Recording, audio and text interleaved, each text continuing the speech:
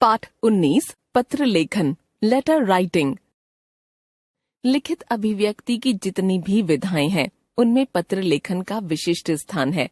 यह अपनी बात को दूसरों तक पहुंचाने का एक सशक्त माध्यम है। आज का युग इंटरनेट का युग है। इंटरनेट के बढ़ते प्रभाव के कारण परंपरागत ढंग से किए जाने वाले पत्र लेखन में कमी आ गई है, किंतु ईमेल नाम के साथ पत्र लेखन विधा का काफी विस्तार हुआ है। पत्र लेखन की कुछ सामान्य विशेषताएं इस प्रकार हैं। सरलता। पत्र की भाषा जितनी सरल एवं सुबोध होगी, पत्र उतना ही ग्राह्य होगा। स्पष्टता। पत्र में जो कुछ भी कहा जाए स्वतः स्पष्ट होना चाहिए। निश्चयात्मकता। निश्चयात्मकता से तात्पर्य है कि पत्र को पढ़कर पाठक के मन में किसी भी प्रकार की शंका न उठे। संक्षिप्तता। पत्र में जो भी बातें लिखी जाएं, वे गागर में सागर भरने के समान होनी चाहिए। मौलिकता। पत्र में रटे रटाए वाक्य या पुस्तकीय वाक्य नहीं होने चाहिए। पत्र लेखक पत्र में जो कुछ कहे वह मौलिक होना चाहिए। उद्देश्य पूर्णता। पत्र को लिखते समय लेखक को पत्र के उद्देश्य को अपने मन में रखना चाहिए। उसे यह ध्यान रखना चाहिए कि वह पत्र किसके लिए तथा क्यों लिख रहा है। पत्र के प्रकार। शैली की दृष्टि से पत्र दो प्रकार के होते हैं, अनौपचारिक पत्र, औपचारिक पत्र। अनौपचारिक पत्र। जिन लोगों से हमारे व्यक्तिगत संबंध होते हैं उन्हें जो पत्र लिखे जाते हैं वे अनौपचारिक पत्र कहलाते हैं। इन पत्रों में व्यक्ति अपने मन की अनुभूतियों, भावनाओं, सुख दुख की बातों आदि का उल्लेख करता है। अतः इन पत्रों को व्यक्तिगत पत्र भी कह सकते हैं। औपचारिक पत्र। ये पत्र औपचारिक संदर्भों में लिखे जाते हैं।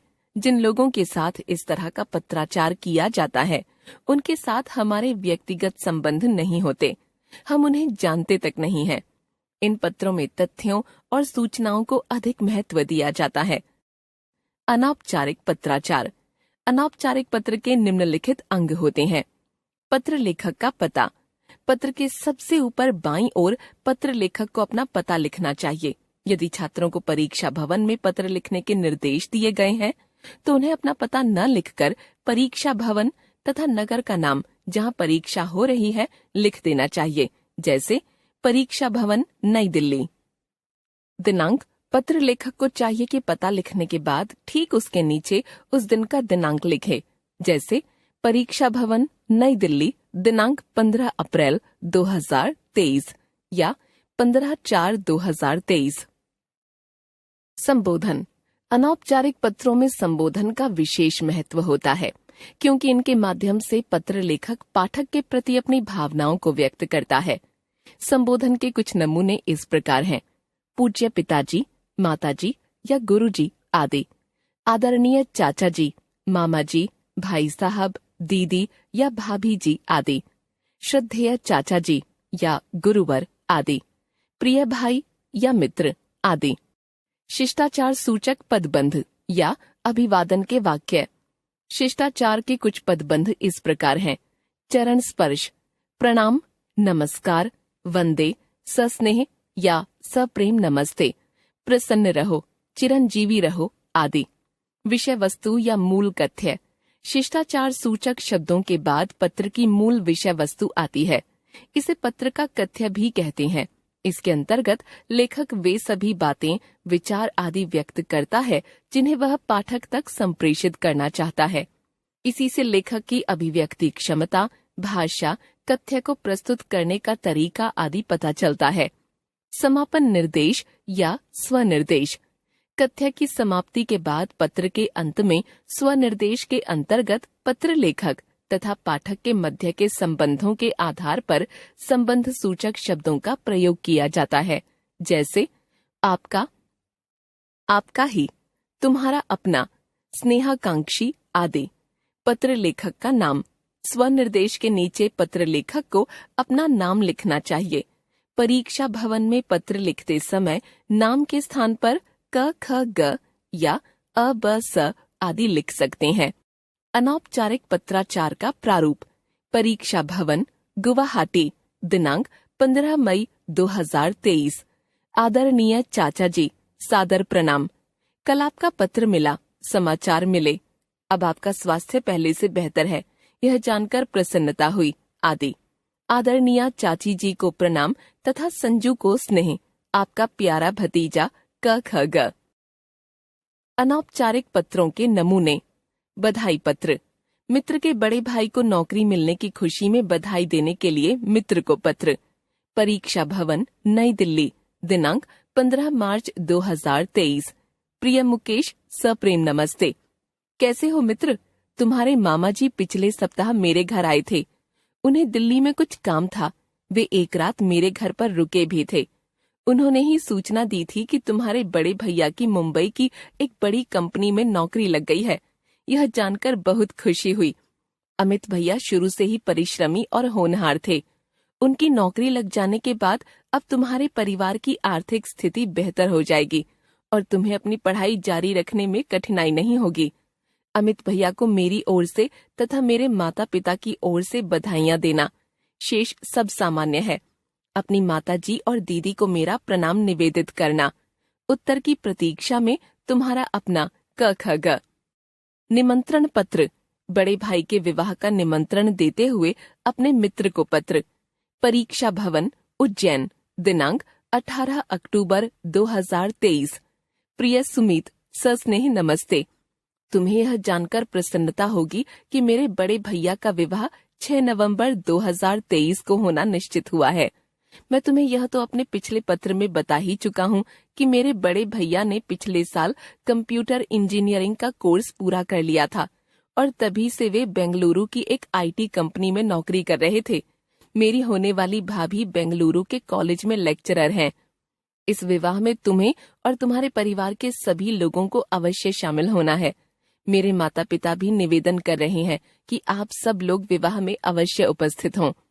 अपने माता पिता से मेरी ओर से कहना कि अभी से ही रेल आरक्षण करा लें, जिससे उस समय कठिनाई न हो। तुम तो जानते ही हो कि हमारे घर में यह पहली शादी है। शादी के अवसर पर बहुत से काम होंगे। मुझे आशा है कि तुम 1-2 दिन पहले आ जाओगे और काम में मेरा हाथ बटाओगे। शेष सब ठीक है। पत्र के उत्तर की प्रतीक्षा में तुम्हारा अपना क ख ग। औपचारिक पत्राचार। औपचारिक पत्र के निम्नलिखित अंग होते हैं। शीर्ष। इसके अंतर्गत पत्र के ऊपरी भाग में बाईं ओर प्रेषक अपना पता लिखता है।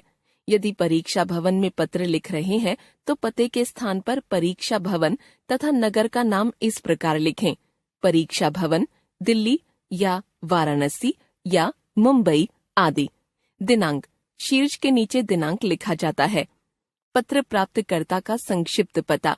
दिनांक के ठीक नीचे पत्र प्राप्त करने वाले व्यक्ति का पता लिखा जाना चाहिए।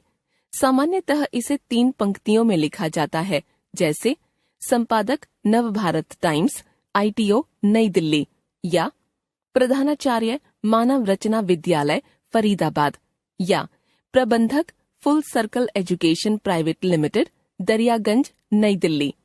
संबोधन। प्राप्तकर्ता के पते के ठीक नीचे संबोधन लिखा जाता है।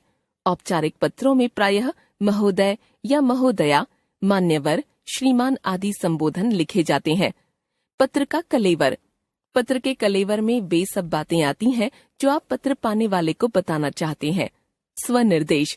पत्र के मुख्य कलेवर के बाद स्वनिर्देश लिखा जाना चाहिए।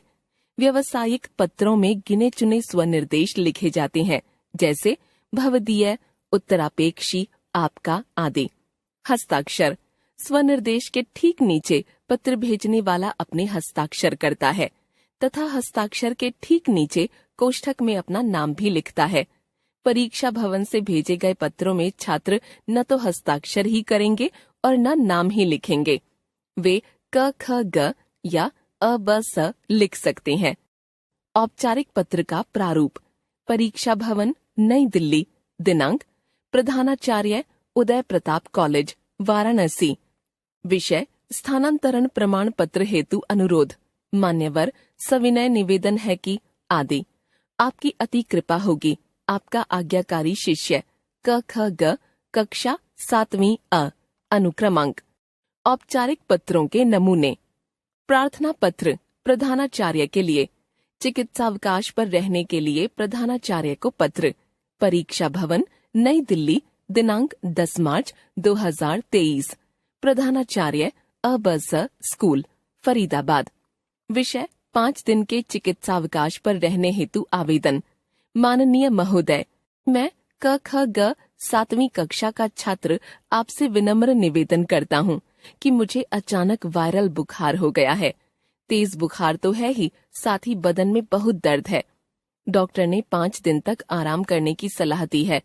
अनुरोध है कि 10 मार्च 2023 से 14 मार्च 2023 तक चिकित्सावकाश देने की कृपा करें। डॉक्टर का चिकित्सा प्रमाण पत्र स्वस्थ होने के बाद स्कूल आने पर कार्यालय में जमा करा दूंगा। धन्यवाद। भवदीय क ख ग कक्षा 7वीं ब अनुक्रमांक 8। शिकायती पत्र विभिन्न सरकारी या अर्ध सरकारी संस्थाओं को। आपके मोहल्ले की नालियों की ठीक से सफाई नहीं हो रही है। इसकी शिकायत करते हुए नगर निगम के स्वास्थ्य अधिकारी को पत्र। अबस नगर, नई दिल्ली, दिनांक 15 मई 2023। स्वास्थ्य अधिकारी, पूर्वी दिल्ली नगर निगम, पटपड़गंज, नई दिल्ली। विषय, मोहल्ले की नालियों की सफाई हेतु। महोदय, यह पत्र मैं अपने इलाके के सभी निवासियों की ओर से लिख रहा हूँ।